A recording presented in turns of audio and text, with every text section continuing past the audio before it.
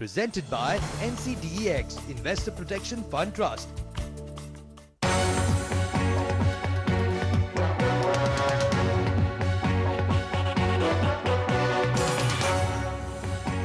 नमस्कार, आप देख रहे हैं CNBC आवाज और हम लेकर के आए हैं एक बहुत ही विशेष आयोजन कमोडिटी महाकुंभ, जिसमें हम चर्चा करना चाहते हैं कि कमोडिटीज का जो पूरा कारोबार है, भले एग्री हो या नॉन एग्री, इन सेक्टरों में कैसा कामकाज चला है। बहुत बड़ी संभावनाएं थी, रहेंगी भी इस बाजार को आगे बढ़ाने के लिए।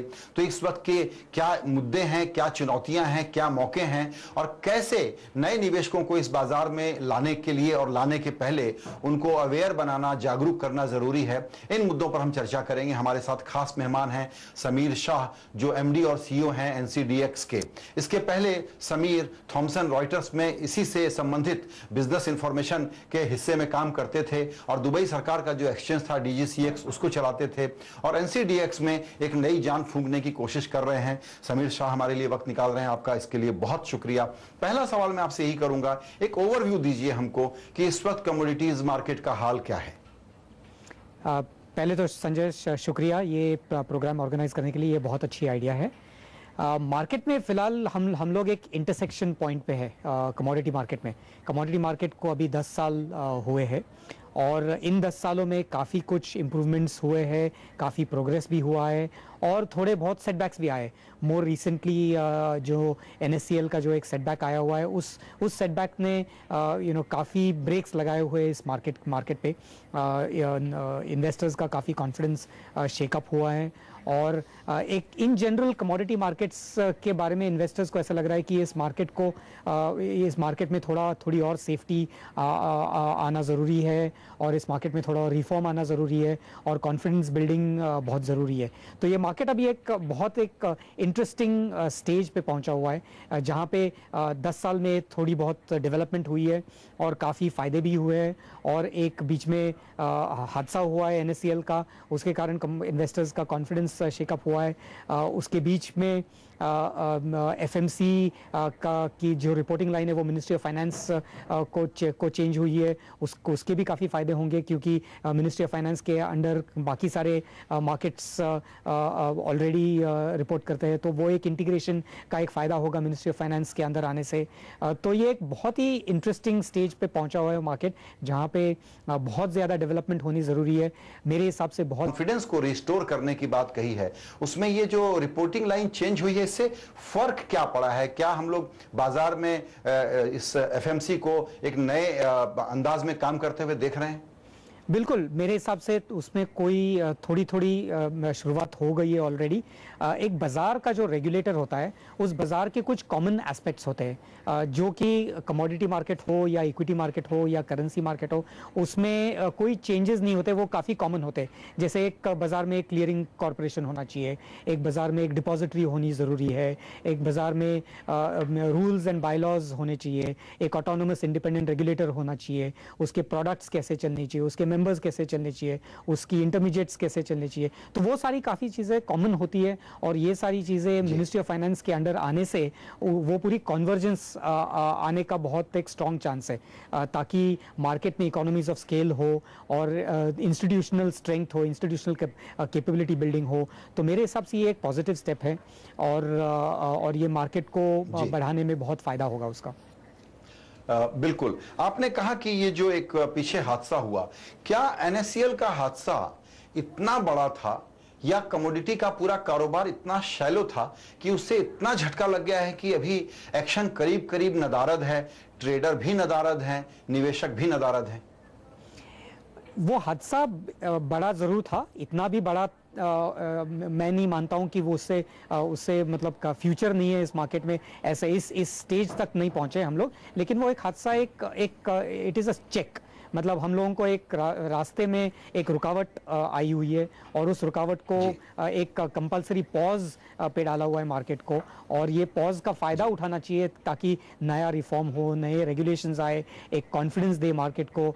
तो मैं सोचता हूँ कि इसके दो साइड्स होते हैं कोई भी हादसे की। एक नेगेटिव साइड होती है जहाँ पे इन्वेस्टर्स का लॉस हुआ है और उसको सॉल्व करना ज़रूरी है, और रेगुलेटर्स मेरे हिसाब से जो भी करना चाहिए वो कर रहे हैं। लेकिन उसका पॉजिटिव साइड ये है कि उसके कारण एक एक्सेलरेशन होगी रिफॉर्म्स की, एक मार्केट रिफॉर्म्स की एक्सेलरेशन होगी, जिसके हम अर्ली साइंस ऑलरेडी देख रहे हैं। एफएमसी के साथ हमारे जो डिस्कशंस हो रहे हैं और मिनिस्ट्री ऑफ फाइनेंस के साथ हमारे जो डिस्कशंस हो रहे हैं, उससे हमको लग रहा है कि एक रिन्यूड एफर्ट है सरकार का कि ये मार्केट्स को अपने एक्सपेक्टेड लेवल तक पहुंचाए और इन्वेस्टर्स का कॉन्फिडेंस बढ़ाए, और एक एक्सेलरेशन का जो मोमेंटम आना चाहिए वो मेरे ख्याल से अब आएगा, और ये एक पॉजिटिव एस्पेक्ट है इस हादसे का।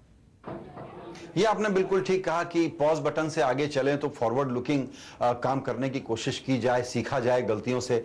लेकिन जो दूसरा साइड है जो कॉन्फिडेंस रिस्टोर करने में मदद करता है वो ये है कि जो जेन्युइन निवेशक हैं उनके पैसे वापस लौटें।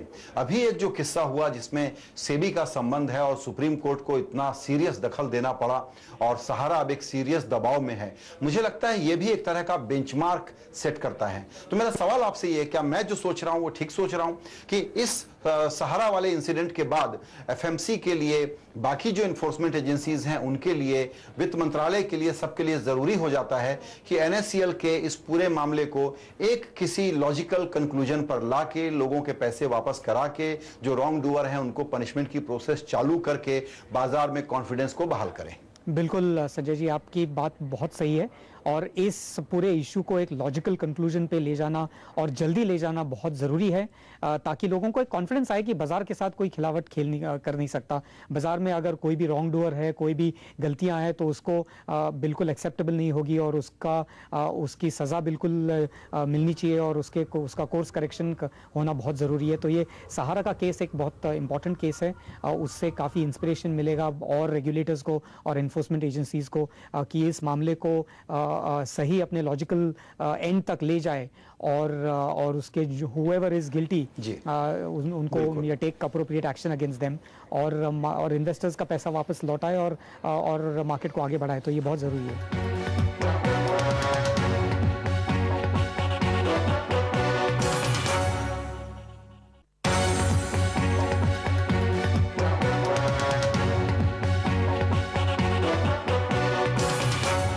अभी हम लोग ये बात कर रहे हैं कि इस वक्त बाजार का माहौल अच्छा नहीं है, बावजूद इसके अगर F&O सेगमेंट को छोड़ दें तो बीएसई एनएसई मिलाकर के कैश में जितना कारोबार होता है उससे ज्यादा कारोबार कमोडिटी स्पेस में हो रहा है। तो इसको हम लोग इतना बुरा हाल क्यों बोल रहे हैं, या इस नंबर में कुछ समझने में हमारे गड़बड़ है? नहीं, बिल्कुल, आप बहुत सही क्वेश्चन है।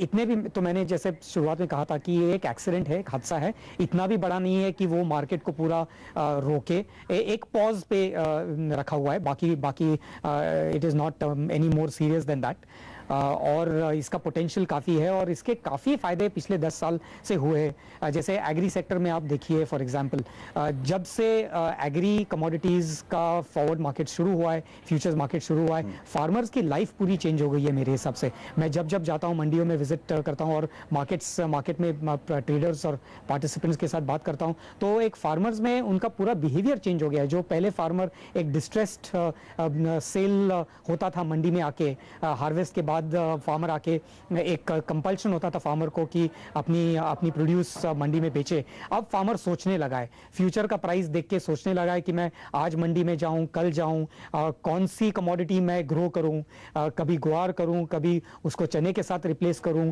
कभी जीरा करूं, कभी तो ये सब सारे डिसीजंस जो फार्मर ले पा रहा है आज की तारीख में, वो मेरे हिसाब से एक स्ट्रक्चरल चेंज हुआ है कमोडिटी मार्केट्स में, और ये इस मार्केट के कारण हुआ है। ये 10 साल में ये चेंज आ चुका है। तो मेरे हिसाब से ये मार्केट का बहुत पोटेंशियल और भी है, लेकिन इसके काफ़ी सारे फायदे ऑलरेडी हम लोग देख रहे हैं, और काफ़ी सारे फायदे फार्मर्स को और जिन लोगों को पहुंचने चाहिए वो फायदे हो रहे हैं। पिछले 2 साल में आप देखिए वॉलेटिलिटी एग्री कमोडिटीज़ में स्पेसिफिकली काफ़ी कम हुई है, और ये जो स्टेप्स है जो एफएमसी ने और एक्सचेंजेस ने साथ में मिलकर लिए, फॉर एग्जांपल स्टैगर्ड डिलीवरी एक स्टेप है, जिससे फिजिकल मार्केट और फ्यूचर्स मार्केट का कन्वर्जेंस जो पिछले 1.5-2 साल से हो रहा है, उससे वॉलेटिलिटी काफ़ी कम हो गई है। उससे फार्मर्स को एक कॉन्फिडेंस मिल रहा है कि हम लोग एक प्राइस सिग्नल देखें फ्यूचर्स का और उस हिसाब से हमारा बिजनेस बढ़ाए। तो ये मतलब मेरे हिसाब से ये मार्केट ग्रो भी हुआ है, और वॉल्यूम्स मतलब एक लेवल तक है जो एक डिसेंट लेवल तक है, लेकिन उसका पोटेंशियल कहीं ज़्यादा है। मेरे हिसाब से ये market almost 10 to 15, 20 times grow हो सकता है अगले 3 to 5 ईयर्स में, और हमको ये देखना ज़रूरी है कि इसकी डायरेक्शन कहाँ जा सकती है। जी, ये मार्केट 10-20 गुना और यहां से ग्रो हो सके उसके लिए क्या करना चाहिए ये भी हम आपसे समझेंगे। लेकिन आपने चूंकि अभी किसानों का जिक्र किया, ये सवाल मैं जरा दूसरे ढंग से पूछना चाहता था।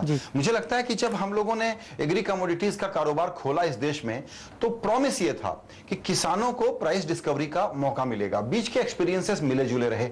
मुझे ये अंदाज था कि शायद हम लोगों ने बेबी स्टेप तो लिए हैं कि किसानों को प्राइस डिस्कवरी हो, उनको ज्यादा फायदा हो, उनको पता हो कि माल रखना है या बेचना है।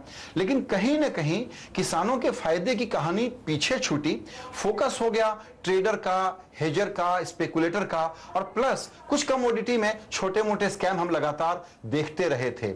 मुझे यह लगता है कि कहीं ना कहीं फिजिकल मार्केट और किसानों की जेन्युइन प्राइस डिस्कवरी का जो कंपोनेंट है उसको हमने छोड़ रखा है। सारे स्टेक होल्डर ने मिलकर के इसे एड नहीं किया है, इसीलिए यह बाजार जोर से उफन नहीं पा रहा है, जोर से खुल नहीं पा रहा है। ये बहुत एक इंटरेस्टिंग सवाल पूछा है संजय आपने। तो इसमें मेरे दो तरह से मैं उसको आंसर करना चाहूँगा। एक तो मेरे हिसाब से किसानों को काफ़ी फ़ायदा हुआ है, और ये बहुत क्लियर है मेरे माइंड में। मेरी जो भी विजिट्स होती है मार्केट में और पार्टिसिपेंट्स के साथ बातें होती है, उससे ये क्लियरली बाहर आता है, सामने आता है कि किसानों को फ़ायदा ज़रूर हुआ है। आप एक ग्वार का, और एक्सीडेंट्स भी हुए, थोड़े बहुत हादसे भी हुए, लेकिन आप ग्वार का एक केस लीजिए। ग्वार आज की तारीख में इंडिया का सबसे बड़ा एग्री एक्सपोर्ट कमोडिटी है। बासमती राइस को भी ओवरटेक कर चुका है, और ग्वार एक छोटी सी कमोडिटी जिसका नाम 10 साल पहले किसी ने सुना भी नहीं हो, वो एक राजस्थान की मोनोपोली है। और India is the biggest producer of ग्वार, और ये इंडिया के एग्री एक्सपोर्ट का मोस्ट इंपॉर्टेंट एलिमेंट है। मेरे हिसाब से ये काफ़ी सारा क्रेडिट ग्वार के फ्यूचर्स मार्केट को जाना चाहिए, क्योंकि ग्वार के फ्यूचर्स मार्केट और फॉरवर्ड मार्केट के कारण किसानों को वो प्राइस सिग्नल मिला है। किसान कस्टमर को रिस्पॉन्ड कर पा रहा है कि किसान को पता चल रहा है कि एक कोई कस्टमर है जिसको वो प्रोडक्ट की ज़रूरत है, और वो प्राइस सिग्नल के हिसाब से उसकी प्रोडक्शन हुई है और उसका एक्सपोर्ट हुआ है। तो एक सिंपल सा एग्जाम्पल है ग्वार का। आप दूसरा एग्जाम्पल लीजिए चिली का। चिली में India is one of the largest exporters of chilli, और चिली का एक कॉन्ट्रैक्ट जिसके कारण किसानों को एक प्राइस सिग्नल मिलता है, उसके कारण इंडिया की एक पोजीशन आ गई है स्पाइसेस मार्केट में as a leading exporter of spices. मेरे हिसाब से फ्यूचर्स मार्केट ने काफ़ी सारा इम्पैक्ट उस पे लिया है। तो किसानों की स्टोरी मैं मानता हूं कि बाहर निकली नहीं है, और ये सारी इंडस्ट्री और मीडिया और रिसर्च और एक्सचेंजेस और गवर्नमेंट की रिस्पॉन्सिबिलिटी है कि ये सारी स्टोरीज उभर के बाहर आनी चाहिए। और मेरे हिसाब से काफ़ी फायदा हुआ है इस मार्केट को, लेकिन और भी होना है। अपनी जर्नी, मतलब ये आधे से भी कम जर्नी पहुंची है। स्टॉक मार्केट्स 130 साल पुराना स्टॉक मार्केट है, कमोडिटी मार्केट्स 10 साल पुराना है, तो और भी डेवलपमेंट बाकी है इसमें।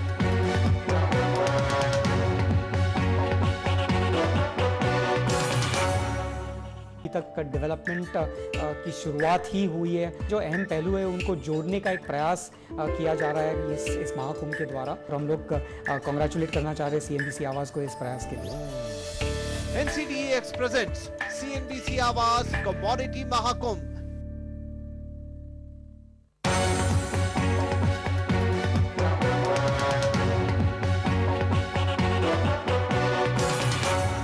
अगर आपको अभी हमारे दर्शकों को यह समझाना हो कि वो 2-3 बड़ी चीजें क्या हैं जिसको करने से सारे स्टेक होल्डर के लिए फायदा होगा और हमारी इकोनॉमी को मजबूत करने में ये एक बड़ा रोल प्ले करेगा, तो अभी कमोडिटी के स्पेस में वो 2-3 बड़े कदम क्या है जिसका हमको इंतजार है? पहला कदम तो ये होना चाहिए मेरे हिसाब से कि फिजिकल मार्केट पे ध्यान देना चाहिए। फ्यूचर्स मार्केट और फिजिकल मार्केट अलग से काम नहीं कर सकते, उनका इंटीग्रेशन बहुत ज़रूरी है। और अपने देश में फिजिकल मार्केट काफ़ी फ्रैगमेंटेड है। एग्रीकल्चर क्या करना होगा? ये इंटीग्रेशन का क्या मतलब है, क्या करना होगा? बिल्कुल, तो ये फिजिकल मार्केट को मॉडर्न जो मार्केट प्रैक्टिसेस है उसको फिजिकल मार्केट में ले जाना बहुत ज़रूरी है। जैसे एक पायलट केस अभी बहुत अच्छे से चल रहा है जो कि कर्नाटका में चल रहा है। हमारा एक एफर्ट है गवर्नमेंट ऑफ कर्नाटका के साथ कि जो मंडीज़ है कर्नाटका में, उन सारे मंडीज़ में मॉडर्न मार्केट प्रैक्टिसेस जैसे warehousing, modern assaying, grading, testing, किसानों को डायरेक्ट बैंक अकाउंट में पेमेंट्स, एक transparent electronic auction mechanism, so वो सारी जो एक मॉडर्न मार्केट के एक जो पिलर्स होते हैं, वो सारे फिजिकल मार्केट में, प्राइमरी मार्केट में ले जाना बहुत ज़रूरी है। और एक कर्नाटका स्टेट ने काफ़ी सारा स्टेप अच्छा स्टेप लिया है मेरे हिसाब से। वो बाकी स्टेट्स ने एक उनके हिसाब से मॉडिफाई करके, अडेप्ट करके इम्प्लीमेंट करना ज़रूरी है। वो एक इम्पॉर्टेंट स्टेप है। दूसरा स्टेप ये है कि जो रेगुलेटर है उसको स्ट्रेंथन करना बहुत ज़रूरी है। कैपिटल मार्केट्स में जो डेवलपमेंट हुई, वो सेबी को एक ऑटोनोमस स्टेटस देके और सेबी को रेगुलेट इंडिपेंडेंट करके और सेबी को स्ट्रेंथन करने के बाद वो जो ग्रोथ दिखी है कैपिटल मार्केट्स में, वो सिमिलर ग्रोथ और डेवलपमेंट कमोडिटी मार्केट्स में आएगी जब एफएमसी को वही ऑटोनॉमी और वही इंडिपेंडेंस मिलेगी। तो एफसीआरए जो उसकी जो अमेंडमेंट पार्लियामेंट में पेंडिंग है, वो अमेंडमेंट करना बहुत ज़रूरी है। तो ये मेरे हिसाब से सेकेंड स्टेप है कि एफसीआरए अमेंडमेंट आना ज़रूरी है। थर्ड स्टेप ये है कि जो वेयरहाउसिंग सेक्टर है, वेयरहाउसिंग सेक्टर एक बहुत अहम रोल प्ले करता है कमोडिटी मार्केट्स में। और वेयरहाउसिंग सेक्टर में जो एनएससीएल का भी इशू हुआ था, वो भी वेयरहाउसिंग से थोड़ा बहुत रिलेटेड था, जहाँ पे लोगों को इन्वेस्टर्स को कमोडिटीज़ नहीं मिली थी वेयरहाउसेज में। तो वेयरहाउसेज में लोगों को एक ऐसा डर लगा हुआ है कि वेयरहाउसिंग की सेक्टर अनरेगुलेटेड है और अंडर डेवलप्ड है। तो WDRA आने के बाद और वेयरहाउसिंग एक्ट के पास होने के बाद वेयरहाउसिंग सेक्टर में जो डेवलपमेंट होनी चाहिए वो और भी तेज़ी से होनी चाहिए और उसका फ़ायदा कमोडिटी मार्केट्स को होना चाहिए। तो मेरे हिसाब से ये तीन चीज़ पे अगर ध्यान दे, एक तो प्राइमरी मार्केट्स में डेवलपमेंट, दूसरा एफसीआरए अमेंडमेंट और रेगुलेटर का स्ट्रेंथनिंग, और थर्ड वेयरहाउसिंग सेक्टर का डेवलपमेंट, ये तीन चीज़ें, और भी चीज़ें हैं पर मेरे हिसाब से ये तीन अहम चीज़ें होंगी। इंपॉर्टेंट। हाँ, अब ये बताएं आप, इसके पहले कि मैं आपके अपने खुद के प्लान के बारे में बात करूं, इन्वेस्टर्स को इस बाजार में आने के पहले, क्योंकि सबको मन तो होता है कि आए, लेकिन इसमें आए उसके पहले उनकी जानकारी सही हो, वो स्टडी करके आए और अपने हाथ न जला बैठें। और दोबारा जो अभी हादसे के बाद एक कॉन्फिडेंस रिस्टोर करना है, उसके लिए क्या करने की जरूरत है ताकि इन्वेस्टर्स एजुकेटेड होने के बाद ही बाजार में आए? ये बहुत इंपॉर्टेंट एस्पेक्ट है इन्वेस्टर्स के लिए। इन्वेस्टर्स, अनइन्फॉर्म्ड इन्वेस्टर्स मार्केट के लिए और इन्वेस्टर्स के ओन प्रोटेक्शन के लिए अच्छी बात नहीं है। हर कोई मार्केट में पार्टिसिपेट करने के पहले इन्वेस्टर्स को जानकारी होनी ज़रूरी है कि किस तरह के कॉन्ट्रैक्ट्स ट्रेड होते हैं, वो किस तरह से उनके प्राइसेस मूव होते हैं, कौन से फैक्टर्स होते हैं जिनको ये प्राइस अफेक्ट होती है। तो उसकी स्टडी करना बहुत ज़रूरी है, अपने ब्रोकर के साथ बात करना, रिसर्च पढ़ना बहुत ज़रूरी है। मार्केट में क्या न्यूज़ आ रही है, गवर्नमेंट के पॉलिसीज़ का इम्पैक्ट क्या हो रहा है, उस सब को पढ़ना बहुत ज़रूरी है। और बिना जानकारी के इस मार्केट में उतरना बिल्कुल एडवाइजेबल नहीं है। और मैं इन्वेस्टर्स को ये कहना चाहूँगा कि आप स्टडी करिए इस मार्केट को। एक्सचेंजेस के वेबसाइट पे काफ़ी सारी इन्फॉर्मेशन है, एफएमसी के वेबसाइट पे काफ़ी सारी इन्फॉर्मेशन है। आजकल मीडिया चैनल्स भी काफ़ी सारा फोकस कर रहे हैं कमोडिटी मार्केट्स पे। ब्रोकर्स, नए ब्रोकर्स रिसर्च आउटफिट सेटअप कर रहे हैं और रिसर्च रिपोर्ट्स पब्लिश कर रहे हैं। तो ये सब इन सब को पढ़ के, इन सब को ध्यान में दे के, और रूल्स एंड रेगुलेशंस क्या है मार्केट के, कौन से रेगुलेटेड एक्सचेंज पे काम करना बहुत ज़रूरी है। जैसे अपने यहाँ पे डब्बे में बहुत सारा बिजनेस होता है। मैं ये बोलना चाहूँगा इन्वेस्टर्स को कि आप डब्बा ट्रेडिंग से बिल्कुल दूर रहिए, एक रेगुलेटेड मार्केट में जाइए, ताकि जो एनएससीएल का जो किस्सा हुआ, जो एक अनरेगुलेटेड मार्केट था, अनरेगुलेटेड एक्सचेंज था, उस टाइप के हादसे फिर से ना हो और इन्वेस्टर्स को प्रोटेक्शन मिले, वो बहुत ज़रूरी है। बिल्कुल, बड़ा सिंपल सा सिद्धांत है कि जिस बाजार में आप ऑपरेट कर रहे हैं उसमें पता कर लेना जरूरी है कि इसका रेगुलेटर कौन है, उसका नाम, पता, ईमेल आईडी और फोन नंबर निवेशक के हाथ में है कि नहीं है। बिल्कुल वक्त खत्म हो रहा है, लेकिन एक छोटा सा सवाल और आपसे पूछूंगा, वो ये कि हम तो एनसीडीएक्स को जानते हैं एक एग्रो एक्सचेंज के रूप में, लेकिन आजकल नॉन एग्रो कमोडिटीज में भी आप लोग कुछ काम कर रहे हैं। तो एनसीडीएक्स की एक सबसे बड़ी योजना क्या है जिसको आप जाते जाते बताना चाहेंगे, जो आप आगे करने जा रहे हैं? हमारा प्लान ये है कि एनसीडीएक्स को एक कंप्लीट एक्सचेंज करके पोजीशन करे। कंप्लीट एक्सचेंज मतलब उसके काफ़ी सारे प्रोडक्ट्स होने चाहिए पोर्टफोलियो में, जो कि हर प्रोडक्ट हर एक सेगमेंट को रेलेवेंट हो, हर इंडस्ट्री के सेक्टर को एक यूटिलिटी प्रोवाइड हो रिस्क मैनेजमेंट और प्राइस डिस्कवरी के लिए। तो हम लोग एग्री में बिल्कुल रिस्ट्रिक्टेड नहीं रहना चाह रहे।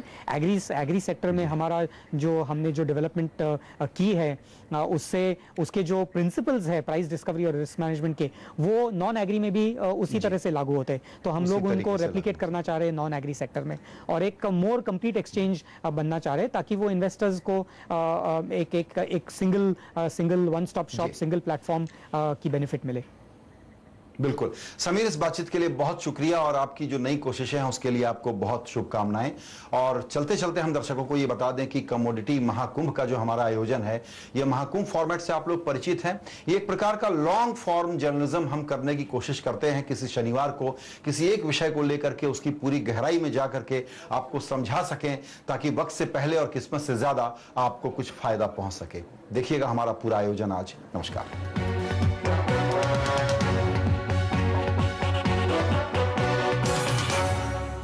Presented by NCDEX Investor Protection Fund Trust.